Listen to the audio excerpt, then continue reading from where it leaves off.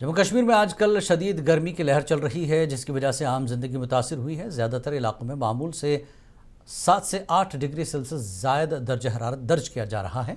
उधर श्रीनगर शहर में आज इस सीज़न का सबसे गर्म तरीन दिन रिकॉर्ड किया गया और दर्ज हरारत 33 डिग्री सेल्सियस रिकॉर्ड किया गया। लोग दिन के औकात में घरों में रहने को तरजीह दे रहे हैं। महकमा मौसमियात ने 27 मई तक ऐसा ही मौसम रहने की पेशगोई की है।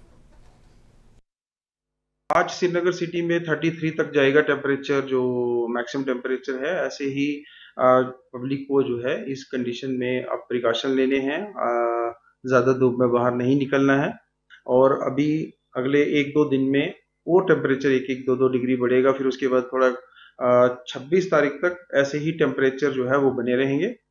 27 और 28 तारीख पे 27 के बाद और 28 तारीख 29 और 30 तक इस पीरियड में जो है जम्मू कश्मीर में स्कैटर्ड प्लेसेस पे जो रेनफॉल होगा, जिसके चलते थोड़ा टेम्परेचर जो है हीट वेव कंडीशन में थोड़ी सी जो है वो कमी आ सकती है। अदरवाइज 26 तारीख तक ऐसे ही हॉट ह्यूमिड क्लाइमेट बना